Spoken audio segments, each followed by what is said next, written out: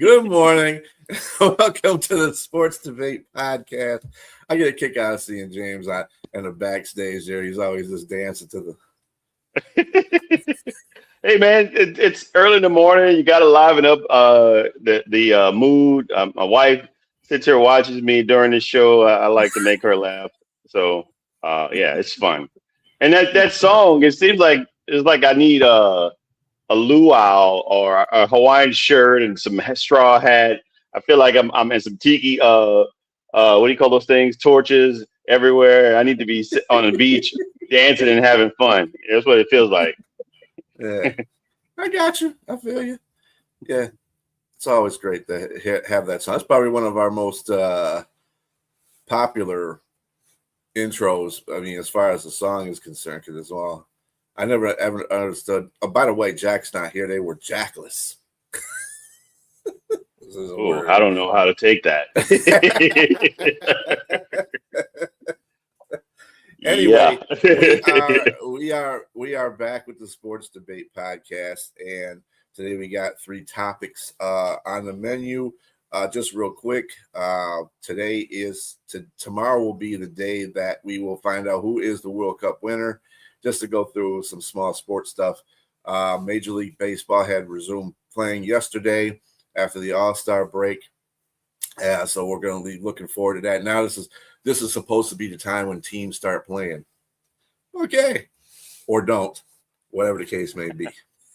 But anyway. Well, I do have a question. Is this? I know there's a good morning. Good morning. Good morning. I know there's a what is it? A semi. There's a losers bracket in World Cup. Is that today? Yes, that would be the semifinals. Yeah, Right. The consolidation losers bracket. Yeah. The consolidation. Cup, whatever. That's just like Nelly said, what does it take to be number one? 2 is not a winner, and 3 nobody remembers. So they're fighting for 3, and nobody's gonna remember that. Gonna remember that, right? It's just some more soccer somebody can watch. That's all that is. All right. So speaking, and by the way, football is the training camps are going to start opening up pretty soon here too. So let's segue into that. First question is, who will have the most significance joining a team, Aaron Donald or LeBron James? Now, just to set this up, Aaron Donald's basically going to go to the Rams if he does join a team. LeBron James is in question right now. He's keeping everything mum where he wants to go, but people are saying the 76ers will probably be a good spot for him. Hypothetically, if he goes to the 76ers, he'll become a piece on that. Now, both of these players are older.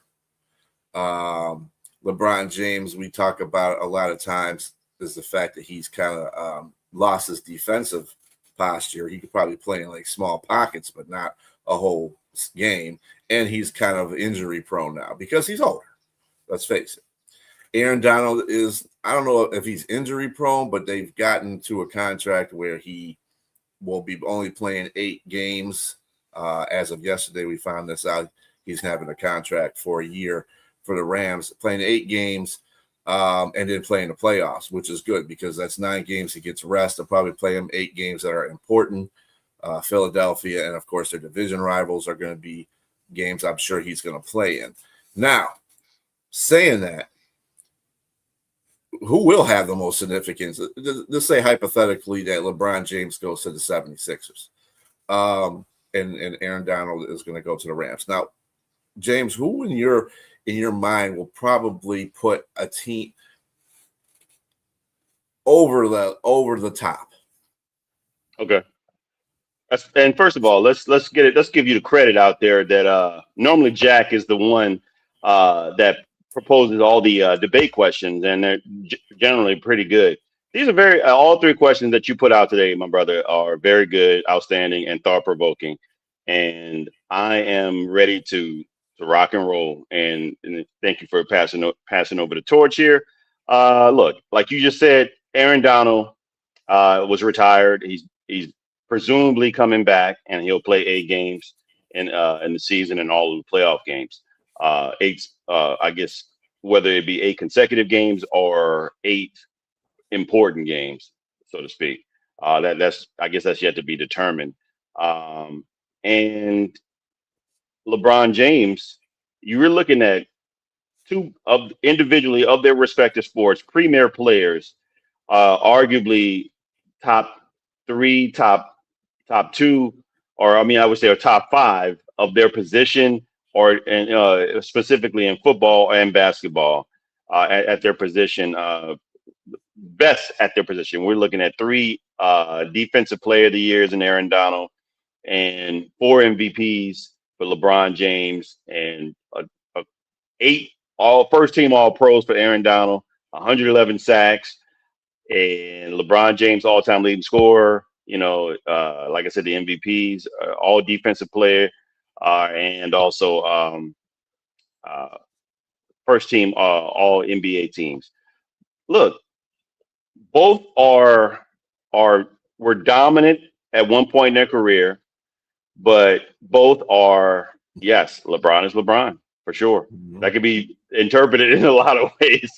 Yes, both are older, but I'm going to go with LeBron here. I'm going to go to LeBron, and a lot of people could probably say, because they know I'm a LeBron James fan, but I will say I'm not a LeBron James apologist. I'm going to give you some facts here. I'm going to give you some facts and tell you why I think that LeBron James would be the more significant player. Good morning. Good morning. Jacking off somewhere. Excuse me. That's not funny. Sorry. It's Jack not had Wednesday. yes, he had some prior engagements. He's doing Jack things. He's doing Jack things, and he'll be back tomorrow. And yes, so just a jab at, little pun intended there, a little jab at my buddy Jack out there, wherever you are, Jack. Shout out to you. So I say that LeBron James also, he has proven to be a very valuable player. He's very valuable to any team that he's been on. He's won wherever he's been. He's won a championship there, even with the Lakers, and also with the Lakers last year. Let's just say LeBron James took a step back to be the third option behind Luka Doncic and behind Austin Reeves. When they went down with injury, they were not the favorites to go up against Houston. LeBron James became the primary focus again, and not only did they beat the favorite Houston Rockets, they swept them, I believe, if I'm not mistaken. They swept them. And this, whether you agree that LeBron James is 41 years old playing, and he playing most 3 of those games were Kevin Durant-less teams. It's what it is. You play what's in front of you. You play what's in front of you, and again, they were not favored, and they end up winning. And LeBron James proved that he's still a playmaker. He can fit and adjust now. Again, mind you, he's not playing the defense that he played before when he was at Miami and Cleveland. But again, we're talking about a guy that's 41 years old. It's an anomaly. He's the exception to the rule. There's never been a 41-year-old to play the sport. I mean, the level that he's played at, that he's playing now. And so I think if he gets the ideal situation, to me, in my opinion, it would be Philadelphia, not Miami, not Golden State, not Cleveland, because I think he'll have the most surrounding supported team with Embiid, Joel Embiid, with VJ Edgecombe, with Tyrese Maxey, and newly acquired Jaylen Brown would make. They're looking for a power forward, and LeBron James could be that power forward, and it will make them legit in the Eastern Conference as contenders for a final. Which, for all intents and purposes, let's just put it out there: LeBron James is looking for a last ditch effort to get another ring before he retires. Okay, so we all know what that is. But that being said, I just think that on the flip side, Aaron Donald, 35 years old, hasn't played a down since 2023. We don't know what to expect from him. I know you look at him, he's still a physical specimen.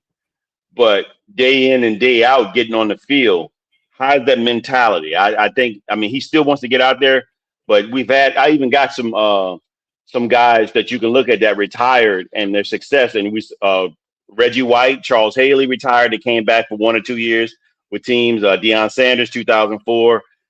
Brett Favre, Randy Moss, 49ers in 2012, Eric Weddle for the Rams when they won a championship in 2022.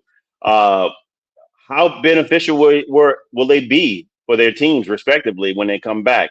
You know, Deion Sanders was 37 when he came back. He did decent. He did okay. Is it enough for what he's going to benefit commanding two double teams and triple teams to allow Myles Garrett to be able to do his thing, you know? And so I don't know. I think he would be beneficial. Obviously they wouldn't even be asking for him to come back. I think he's going to be great. I just think of the two, I think the more beneficial and significant impact would be LeBron James. Elizabeth asked, can one defensive player change a team more than one superstar in basketball? So you're saying like a defensive player on football versus one superstar in basketball. You know, I was thinking about this question too. And I was like, well, and I was having a conversation with Liz about it too yesterday. And she was like, well, it should be more significant for LeBron to be on the 76ers because it's basketball. There's only 5 people playing, whereas football, you have 11 people on defense. So, and that brought up a good point that he would be more significant on 76ers because you got to look at it like this. Right now, the starting lineup for the 76ers is Tyrese Maxey, VJ Edgecrombie, Jaylen Brown, Dean Wade, and Joel Embiid. That's what the starting lineup is right now. Now, we also know that the 76ers bench is kind of depleted because they lost a lot of players off there too.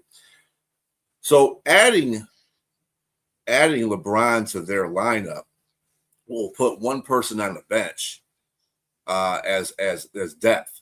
So that would help. That would actually help Philadelphia a little bit better because they'll have some kind of depth on the bench. Mine it's one player, but that's better than what they have on the bench right now.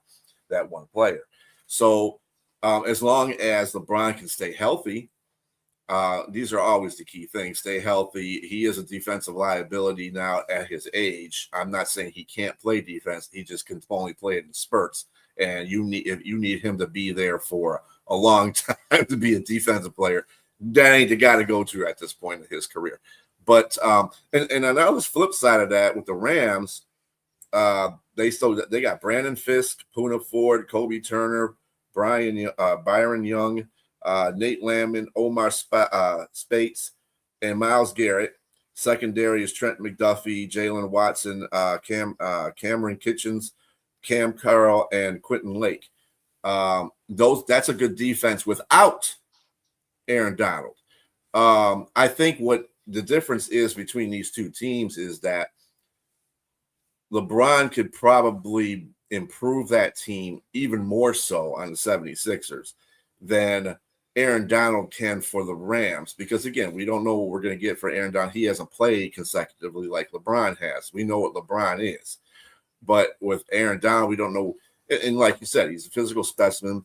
He has been working out. It's just that getting back into football shape. And I understand it. I mean, they're doing it the right way. The Rams are doing it the right way. They're saying, hey, if you're going to play with us, you can play 8 games, play 8 significant games with us. You can take the other 9 games off and then be here in the playoffs.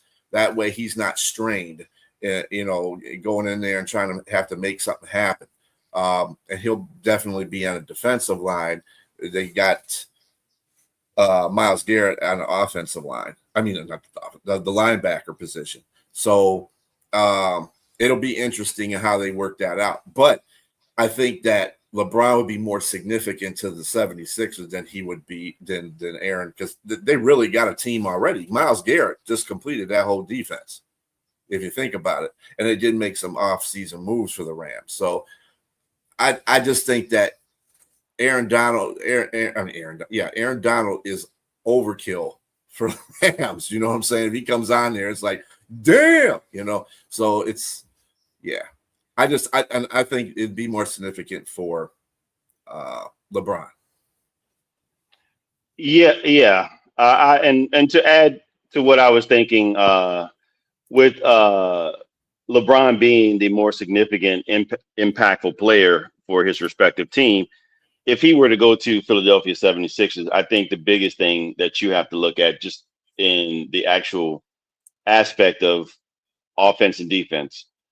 Aaron Donald is a complete liability on offense because he can't play offense.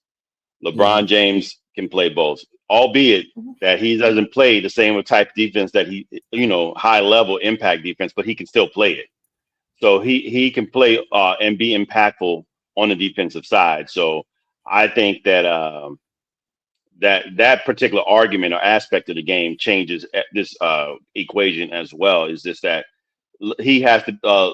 Aaron Donald has to be solely reliant upon their offense, which I have some question marks about their offense as well, to be considered contenders for a championship, versus looking at what we just mentioned, the aforementioned LeBron James potentially going to Philadelphia to be able to impact them in a way that they can challenge for a championship by playing both sides of the ball when necessary. But again, LeBron James is bringing also the aspect of a playmaker, the experience and continuity. Hasn't had a break in sports, and he's also bringing high basketball IQ. So he's bringing all that to a bunch of younger guys to, I would say, be the leader in the room instantly. Wherever LeBron James is, even if he's not the number one guy, the number one option on the basketball court, he's the unquestioned leader in that room immediately. And I'm just going to say, just to speak on what Liz said, from a sentimental standpoint, I think everyone would like to see LeBron James in Cleveland. If we can all say that this is likely his last season, that he's playing. But I'll be honest with you, I'm all for LeBron James going wherever he feels best. And again, no one's a bigger LeBron James fan than me. I'm all for wherever he feels best to go to try to win the championships. As he, all dudes do. Charles Barkley did it. Even Michael Jordan came back and played somewhere else. They all go somewhere. It's rare that you find a guy that just stays with one team, and whether he's been traded or he's left to go and search out a championship. Karl Malone did it. All these guys do it. At least LeBron James has won some, and he's going to another place to try to win maybe one more and be done. I don't have a problem with that. Yeah, I don't either. I think he's deserving of that. He should, all these teams should be vying for him because, it's not only the LeBron James factor. The dude's going to retire. I feel he's going to retire. You're right, after this season, and he's on his tour right now. And it's just whatever team he feels he can, do the most success on his tour. And I think you're right. The 76ers would be the team. Sentimental value, yes, would be Cleveland too. But it is what it is. It'll be fun. It'll be fun.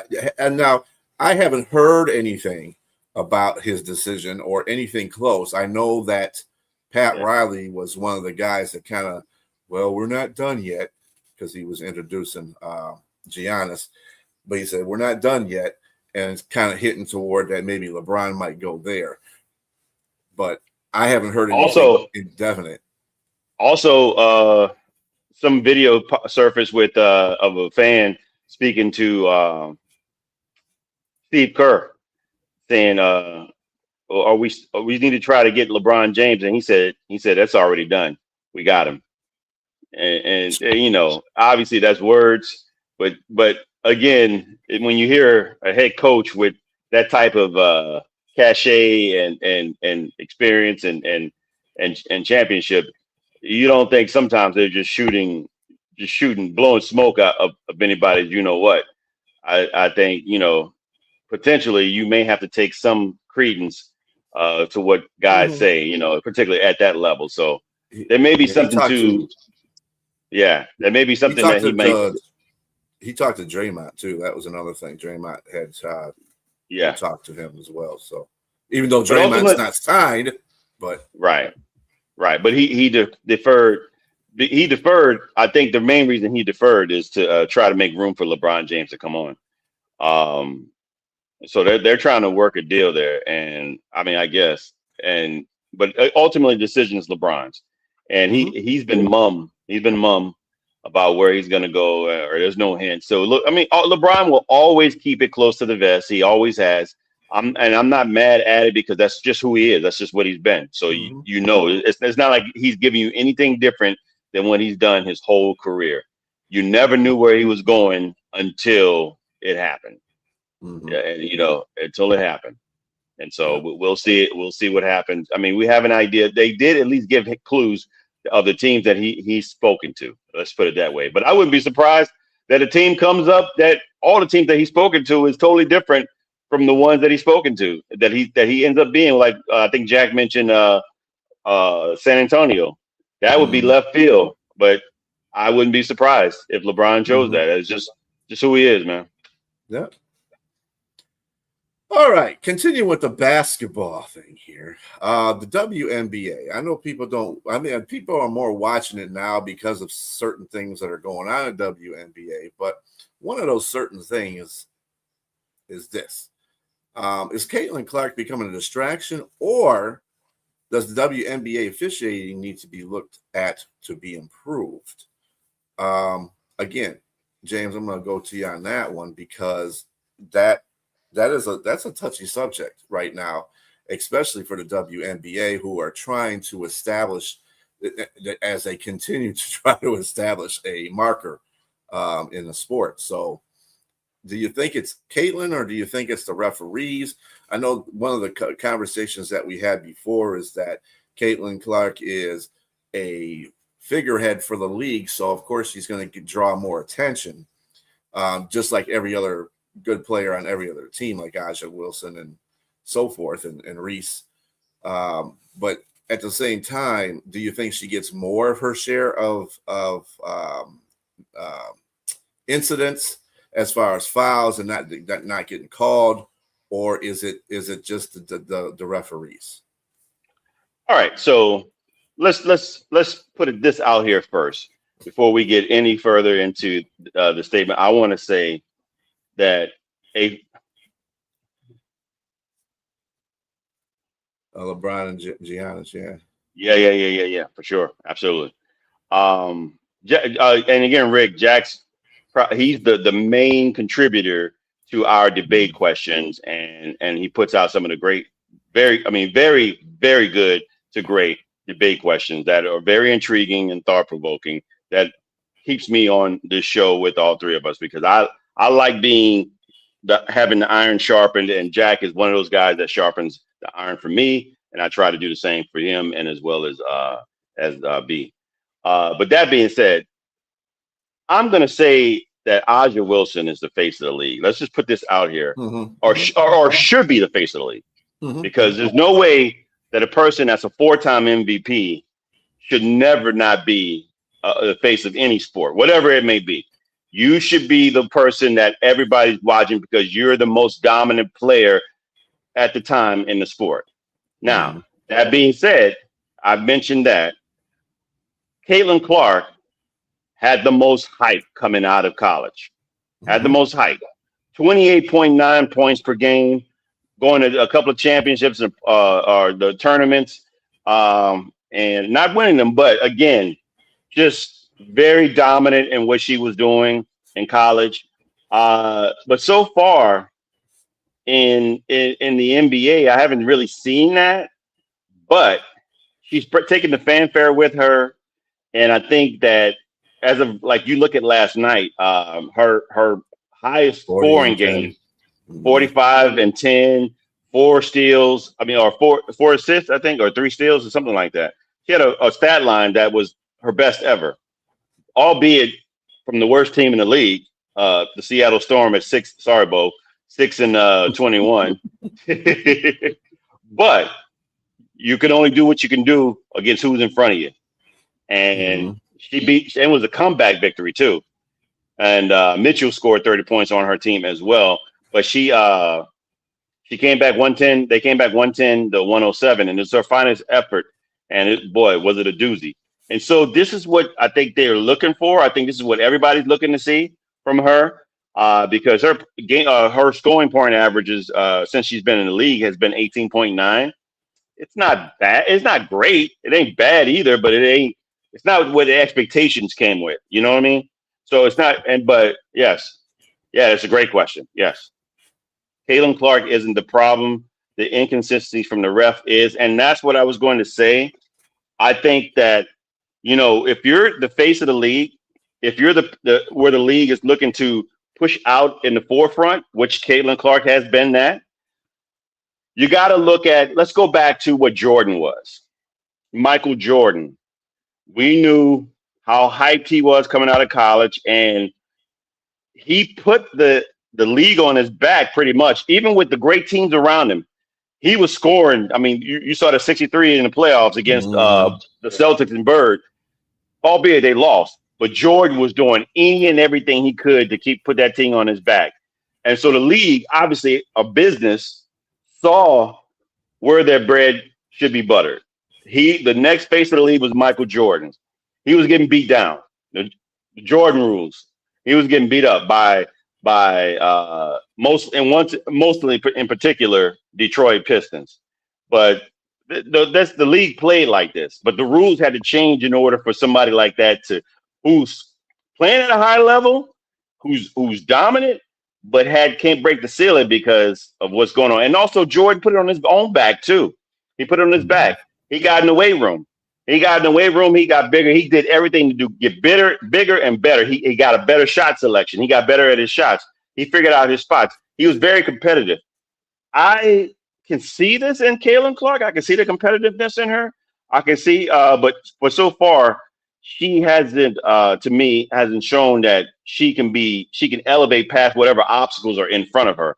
But that might be changing. And as again, going back to that game last night, that's her best game ever. And again, it was quite impressive. And that's what I think. Best game, and I think it was the best game. One of the best in the NBA. I mean, WNBA's history. Yes. Yeah. Yes. Mm-hmm. So that's what they're looking for. And that's where the league has to figure out rules to protect not just her, but protect all players. But again, we see kind of there's a combination of jealousies and a combination of unfair favoritism, I think. I mean, not saying that she has been getting favoritism, but the fandom is what you got to look at. It's like, okay, where are all these fans when we're looking at somebody like A'ja Wilson? I think you got to, unfortunately, you got to look at the color of the skin. And we hate to say that. People are going to always support their own. And bringing somebody in that's pure white chocolate, coming in, playing like white chocolate, Jason Williams. Again, when you see a guy like that playing ball, and he's not the average white person playing ball the way he does, he brings another fanfare. That's just what it is. It is what it is. It brings a lot of people that didn't really watch the sport. They come and support. And so this is what's happening with Caitlin Clark. And so you got the WNBA has to take advantage of that, and they got to have some stiffer rules on what's going on with her. And I think it's probably happened a little bit, but yeah, they got to do a little bit better. But I think, yes, she's not the problem. I think the rules of the WNBA are the problem. So, in answer to your question there, Liz, I think the WNBA should review their officiating standards. It's when you got Adam Silver chiming in on it from the NBA point of view, and he says they need to lock down these officials. Not easy for me to say this morning. Then, I mean, it is what it is. I think that's part of it. Caitlin, it's kind of like the Reese Caitlin thing. To me, they're two different players, and to compare them together is not fair for either one of the players, because I think Reese does everything she can in her own right. Everybody says, "Oh well, she's the meme bound, the me bound queen," but she's getting her own rebounds. What are you doing standing around looking? You know what I'm saying? So she's leading the league in all these categories as far as the rebounds. This is why I hate excuses. I hate excuses. Yeah, I know they're trying to encourage more competition in the WNBA to get it more media savvy so that people will say, oh, wow, that happened that last night. Caitlin did this and Reese did that. Aja did that. See, the focus is not on Aja, though. This is a thing that I'm not understanding about the WNBA. You want to focus on your star players because those are the ones that make your league go round. And I don't think Aja gets enough credit. Even Sophia Cunningham on Caitlin's team gets a lot of hype. I don't know if you've seen the one video where she's up there pointing and she's doing this. She's not saying that, she's just pointing at it and then pissing whoever the hell she was pointing to. She was pissing them off bad too, and she just kept doing it. It was funny to see. And Sophia, to her credit, she said that was pretty dumb anyway of me to do, but I was just caught up in a moment, and it was, and she was losing her stuff, so I just kept doing it. But she said that was kind of a stupid thing for me to do. But and she's a very big proponent of Caitlin Clark too. She defends her a lot, because, well, obviously because she's a teammate, but at the same time, she's got some, salt to what she says, and about Caitlin Clark. And I do think that Caitlin Clark is kind of getting the, I wouldn't say the bad end of the shaft, because I mean, she's still a figurehead of the WNBA, even though, she's not producing like we think she was going to do when she got out of college. I think Reese is who she is. So we have no problem with Reese because that's what she was in college. She was a rebound queen. But as far as Caitlin is concerned, I think she does get a little due because of the hate. Because of the way people see her in the WNBA, and it's, to me, I've listened to blogs, I've watched, I've seen posts and stuff about this whole situation with Caitlin Clark, and there's people of my skin hue that don't like Caitlin Clark either.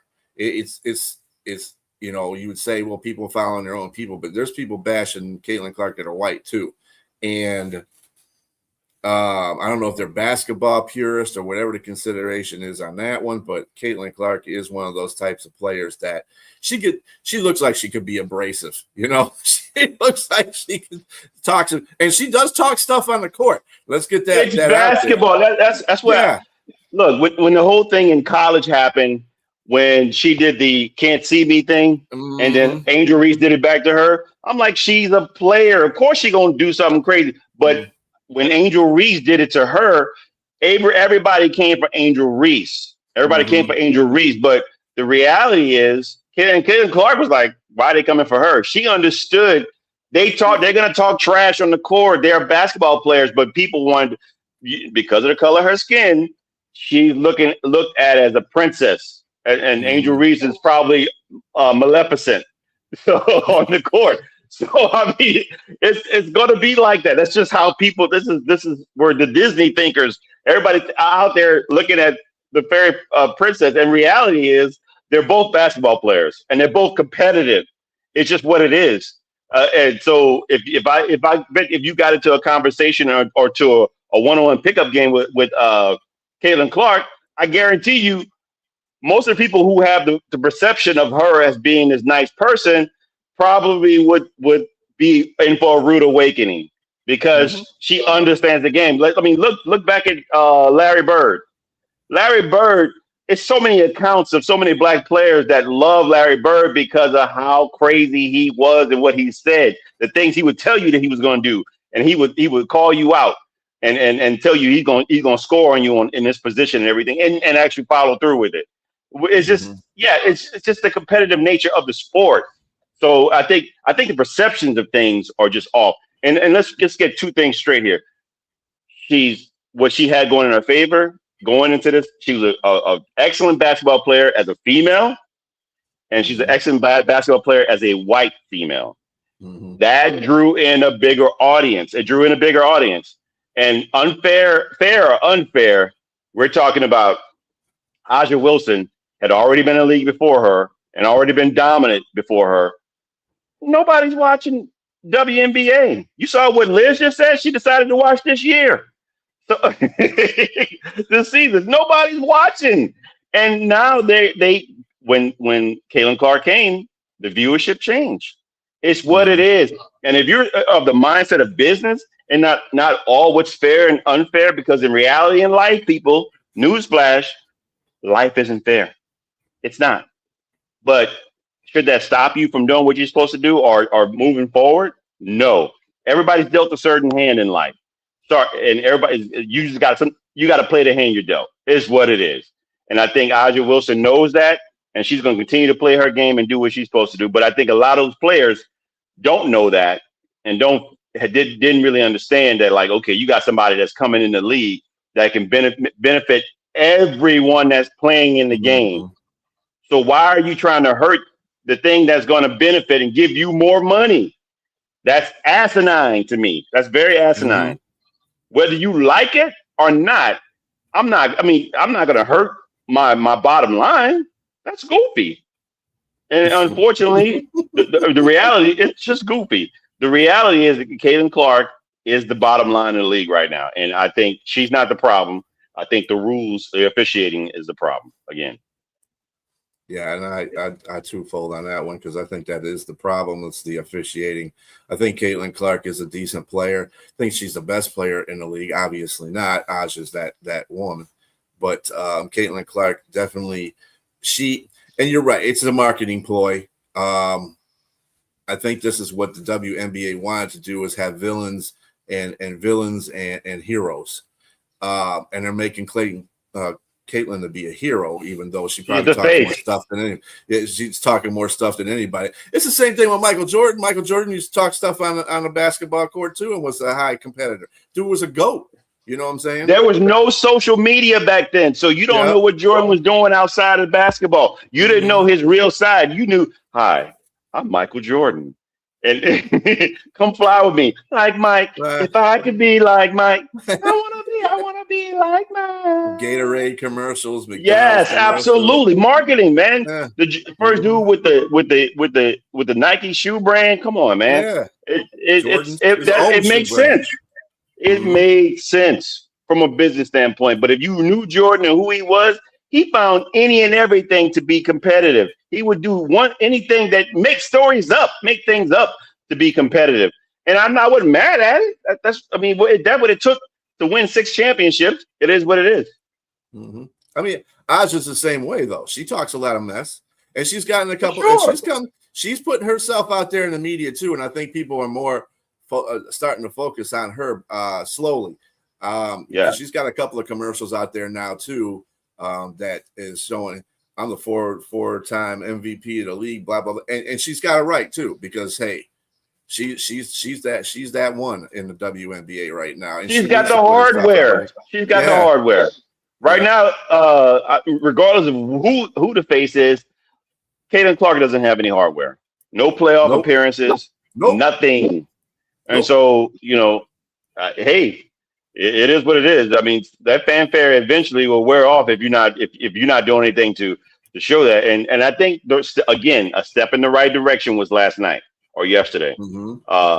That's that game that was impressive. Again, no matter who was in front of you, you were dominant. That's what the league is looking for. That's what the fan base is looking for. Whether they hate her or love her, you want both. You want both people to love her. You want people to hate her, love to hate her. That's what makes for great entertainment. It makes it great. And so again, I think the league to continue to succeed, Caitlin Clark has to succeed. So they got to change the rules for sure.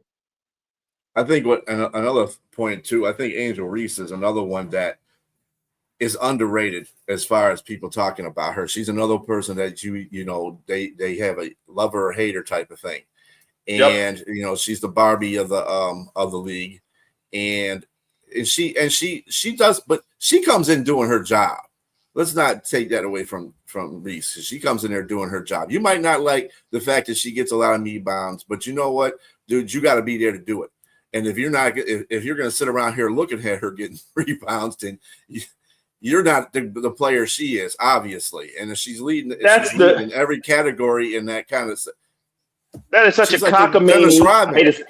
I sound like Jack. That's such a cockamamie excuse. Nah, it's sorry, Jack. Another shot. I know you don't say that, but it sounds like you a little bit. That would be a cockamamie excuse, though, because Dennis Rodman did the same thing. He played his role, and Ben Wallace did the same thing. These are guys, undersized defensive players, but that they were dominant in that rebounding field. And they got me bounds, too, for sure. You know, that because Dennis could shoot. Dennis could shoot, but I mean, he's a little bit better than Ben, but he wasn't. he wasn't great. I'm saying, that should be a debate question about whether or not Dennis Rodman could have been a scoring threat, because if you look at his college tape and look at the times he actually did shoot threes, it was like a ocean when he shot the 3-pointers, and it was none but nets. Dennis could shoot. I think Dennis wasn't supposed to shoot because he had a role on the team. He had a role on defense and rebounding, and play that role. And I think that's what makes him a great team. Some people who are unselfish and willing to do the greatest things that they can do to help their team win. And but that being said, like you just mentioned about Caitlin Clark, I think that she's not Caitlin Clark, but Angel Reese. She's doing what she's great at. And mind you, regardless of her getting me bounds, she's still averaging 13, 14 points a game. That's nothing to sneeze at. You know what you got in her. Build around that. That's what you got. That's what the Dream has to do. They got to build around that. Yeah. And I think she's perfect for the Dream, actually, to tell you the truth. They work around with her. They work with her. I don't think Chicago was too good for her in the first place. And they're just now that the Dream are hyping her abilities, and that's what's good. Speaking of things that happen in basketball, we're going from the WNBA to the NBA, where there was a scuffle in Vegas between Bam Adebayo and Tyler Hero. Basically, they're ex-teammates. I think that Hero was talking stuff about Bam, and Bam was like, huh? Dude, we ain't going for that. I can't go for that. No. And so he kind of got his own justice on him.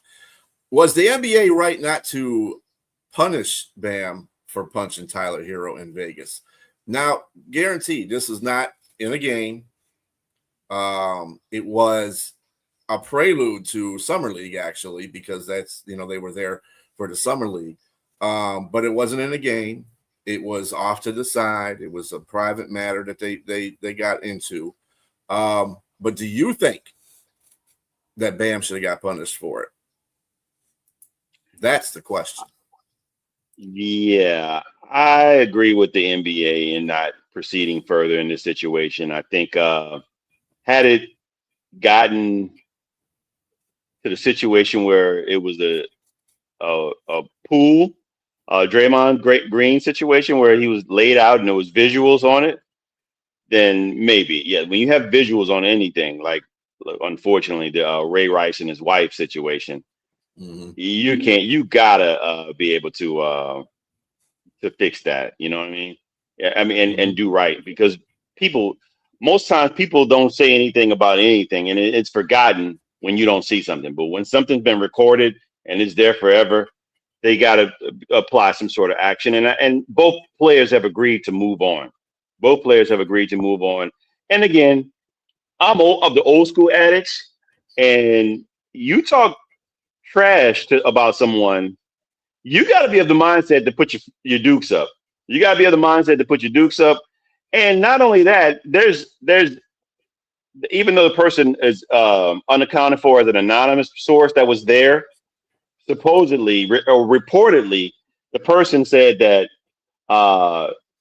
Bam Adebayo confronted him, but also the response that Tyler Hero gave was not in a nice manner. What he said was what triggered the punch. It wasn't because Bam came to confront him and just pretty much asked him why was he saying stuff about him in online. And I can only imagine that it was something snarky in his response. Because these young guys, man, people do things without consequence. And to me, typing something in a DM is some internet gangster stuff. you don't do stuff about people and now don't expect consequences if it gets leaked out. And paraphrasing, he's virtually saying that Bam Adebayo was not a $60 million a year defensive player on their team. And you're challenging somebody's credibility. And let's put the facts out there. Bam Adebayo is in a one-time first team defensive all defensive team and 5-time second team all defensive team. So you don't get that without being a great defensive player. So, and I think Bam in the media kind of alluded to during their season last season, that he needs some defensive help. He needs help on defense. And so hit dogs holler. And so I would imagine, and also you getting traded, there's a lot of bitterness there, a little bit of business bitterness there. And so you're going to throw some stuff out there that may be a little bit, not saying beyond your character, but some secondhand, like bitter discussion. But again, you say stuff, there's always a consequence and reaction to everything in life, cause and effect. You said something that got out there, somebody came and confronted you on it.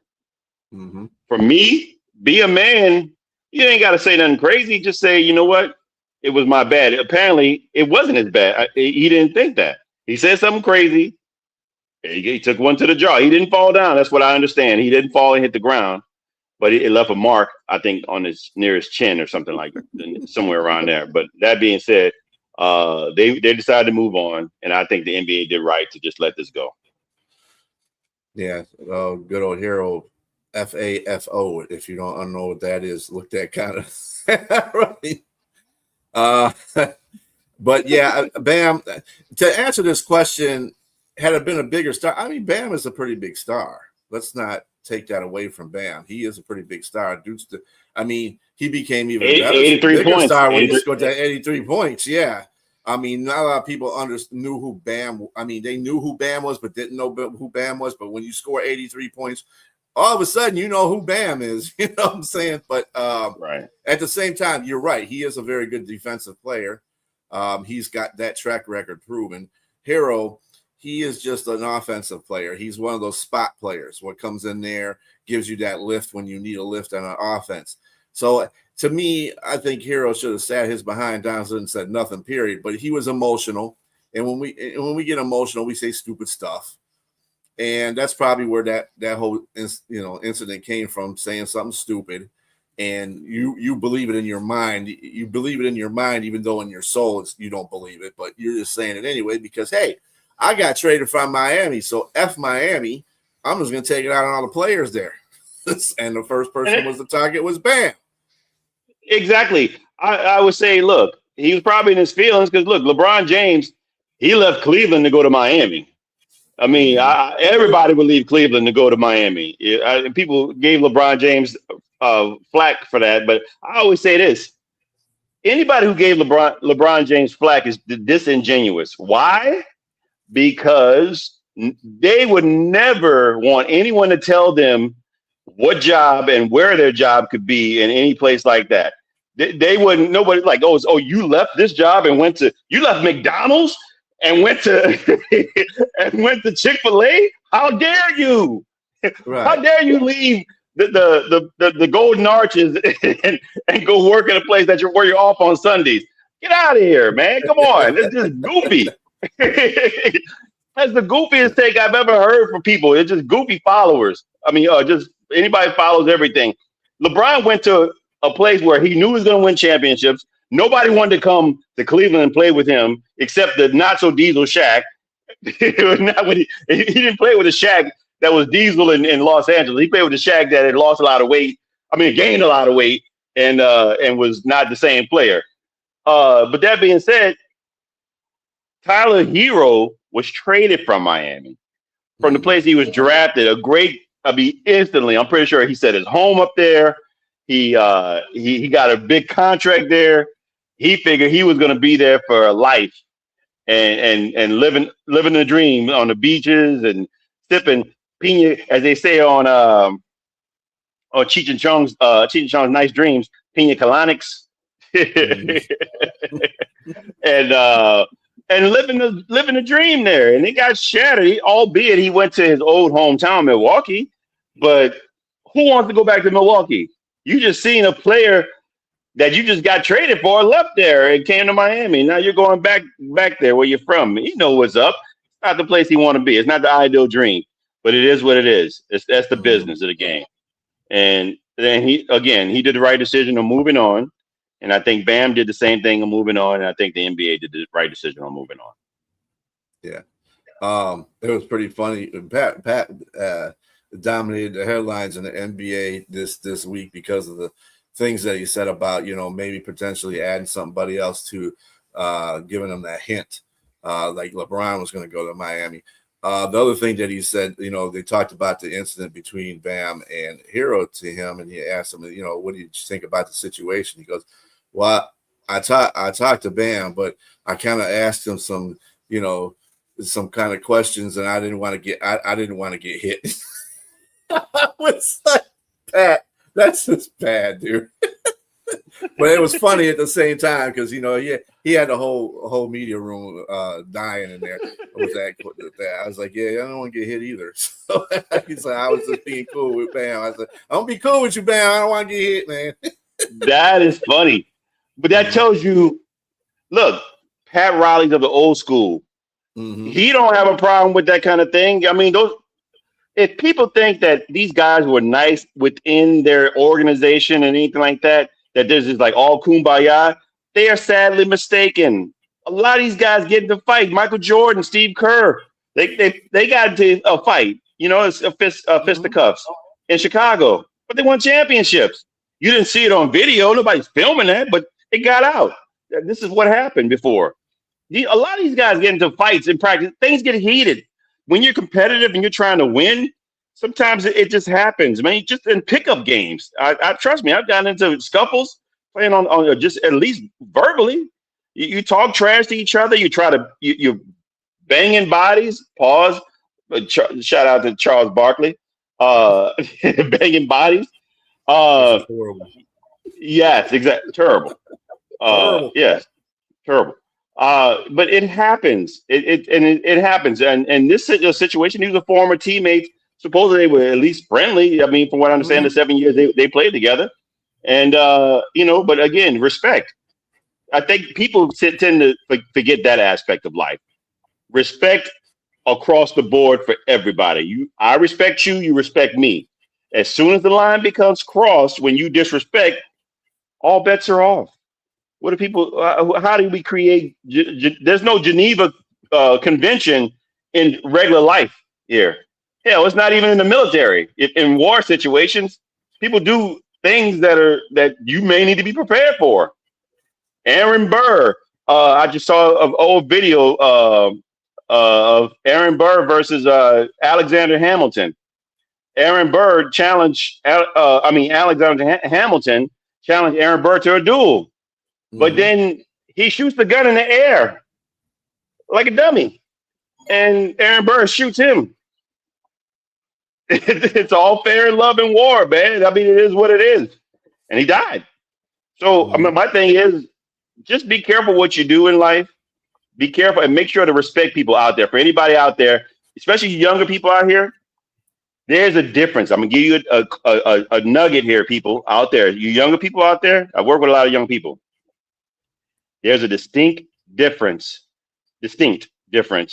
between liking and disliking somebody and respecting them.